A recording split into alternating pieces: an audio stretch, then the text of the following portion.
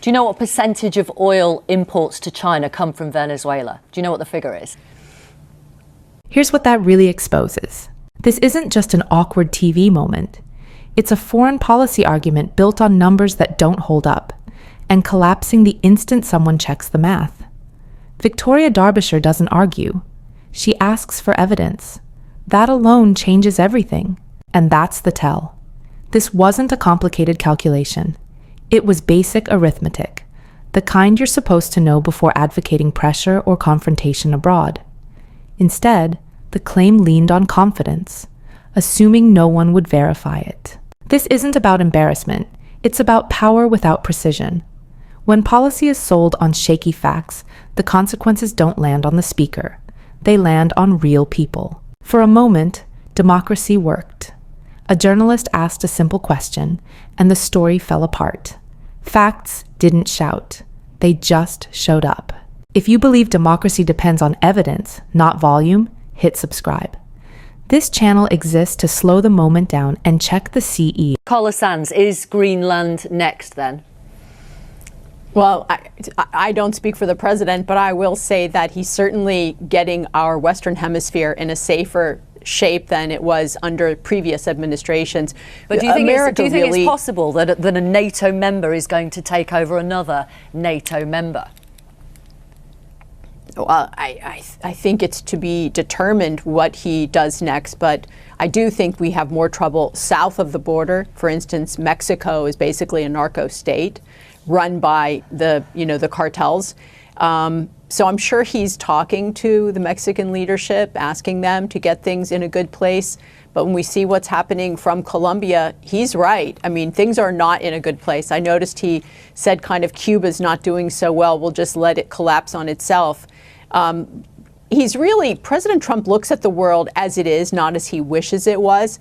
And he sees that decades of neglect in South and Central America and the Caribbean have led to Iran using Venezuela as a proxy, Hezbollah, terrorist training camps right in Venezuela spreading throughout the region, and then Russia and China having military presence in Venezuela right south of our United States and our neighbors. Not a good look. Right. Not good. It's been neglected. When you mentioned China, when you were, in fact, not when you were ambassador to Denmark, but actually just a couple of years ago, you criticised in a speech China's increasing aggression, and you said that Taiwan was on the precipice, quote unquote. What Donald Trump did this weekend absolutely emboldens President Xi when it comes to Taiwan, doesn't it?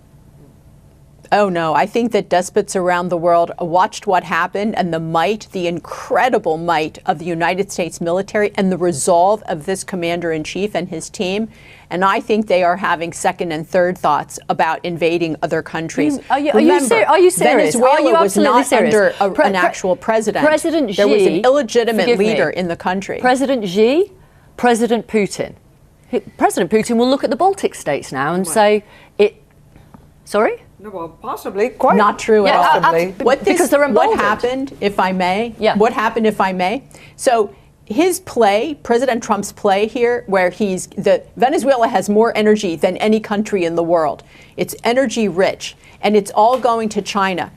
This is about trade with China and getting fair trade. Forgive me, Carla Sands. A lot of it is, but it's been decimated by ill management. Forgive me. I want to put some facts into the conversation, if I may. Finish. No, I'm going to put some facts into this conversation. It's also about the Ukraine war and the fact that this puts pressure on Russia because it's going to bring down the price of energy and hurt Russia's prosecution of the Ukraine war. Do you know what percentage of oil imports to China come from Venezuela? Do you know what the figure is? It's 4%. Tell me. 4%. Okay. Well, President Trump is supplying energy, making sure that we have energy, and Venezuela is energy rich but been mismanaged, so it has maybe a tiny amount being produced that it's capable of.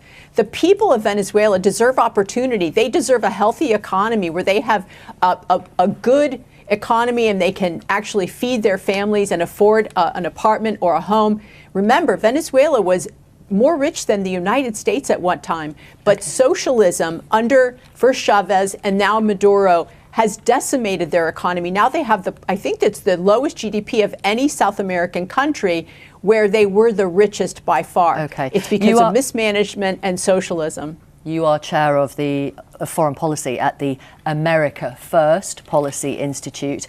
Fellow Republicans who are also America First, like Thomas Massey, have said, this is not what we voted for. Marjorie Taylor Greene, our neighbourhood is right here in the 50 United States. This kind of action is what many in MAGA thought they voted to end. I mean, this is a big political risk for Donald Trump within the United States, within the MAGA movement. It's a necessary step to secure our hemisphere, to make sure that the United States can continue to be the leader of the free world. This was like a cancer in South America. Now Venezuela will turn around. There will be a democratically elected leader that leads the country. It will no longer be a narco-terror state. That what they were exporting is all bad, and they were a proxy for Iran, China, and Russia. Right. I mean, it's Delcy Rodriguez who's running the country. A Democratic leader? Not a Democratic leader, but certainly working with the Trump administration. Right. She has agreed to work with the Trump administration. But not a Democratic leader. It's a very leader. corrupt country. Okay. Thank you, Carla Sands. Thank you very much for being with us, former US ambassador to Denmark under Donald. Listen closely. That pause you heard before Victoria Derbyshire finally said, "Tell me," wasn't just awkward silence. It was the moment a Trump ambassador's foreign policy argument collapsed live on air. You could almost hear the gears grinding as Carla Sands' narrative, the one she had been confidently pushing for weeks, suddenly ran out of oxygen. This wasn't just embarrassment. It was a window into how fragile policy arguments can be when they rely on bravado over facts. Here's what that really exposes. First, look at how casually Carla Sands delivered a misleading claim. She isn't a random pundit. She is a former U.S. ambassador, someone who held real influence over American foreign policy. And yet, she asserted that Venezuela is essentially a major energy supplier to China, framing it as a linchpin in global energy markets. That statement was intended to justify sanctions, pressure campaigns, and aggressive rhetoric. But when Victoria Derbyshire calmly asked for the actual figure, the story collapsed instantly. 4%. 4%. Not the cornerstone of Chinese energy security Carla Sands made it out to be, just a fraction of a fraction. In that single measured question from Victoria Derbyshire, the entire inflated narrative fell apart. And that's the first lesson. This isn't about misremembering a number. It's about how exaggerated threats are routinely packaged as policy justifications. Inflate a foreign danger, wrap it in national security language, and suddenly fear masquerades as strategy. For decades, this is the same playbook. Use confidence to replace competence, volume to replace facts. And when Victoria Derbyshire demonstrates the math doesn't add up, it exposes the assumption Carla Sands and others operate under, that no one will check. But the danger doesn't stop at statistics. The second, more alarming takeaway comes from Carla Sands casually labeling Mexico a narco state. That phrase isn't just political shorthand. It's a loaded term with serious implications. In U.S. foreign policy language, calling a nation a narco state is often a first step toward normalizing extraordinary measures, from economic coercion to military action. And yet, Carla Sands said it casually, as if she were talking about the weather. Mexico isn't distant.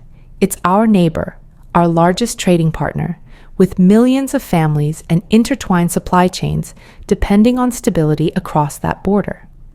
Victoria Derbyshire didn't just correct a number, she revealed the mindset behind such rhetoric. A worldview where nuance doesn't matter, complexity is inconvenient, and military force becomes a default option. What makes this so critical is the fragility it exposes. Carla Sands' argument relied on confidence, not competence, on assertion, not evidence, on the assumption that the audience wouldn't pause long enough to ask a simple question. And yet, when Victoria Derbyshire did just that, everything unraveled. For a fleeting moment, the tools of democracy, Oversight, accountability, the courage to ask for facts, worked exactly as they should. That's the third insight. When policy is built on shaky claims, the consequences don't fall on the speaker, Carla Sands. They fall on all of us. Real lives, real economies, real international relationships bear the cost of errors presented as facts. Victoria Derbyshire didn't just point out a statistic. She reminded us why journalism matters, why scrutiny matters, why democracy depends on questioning the powerful, and why integrity is non-negotiable. And here's the takeaway. When someone like Victoria Derbyshire calmly asks for evidence, the entire narrative built by someone like Carla Sands, no matter how confident, cannot survive. That's why oversight is essential. That's why accountability isn't optional. That's why, if you care about real policy, real consequences, and real democracy, you pay attention to the questions being asked, not just the statements being made.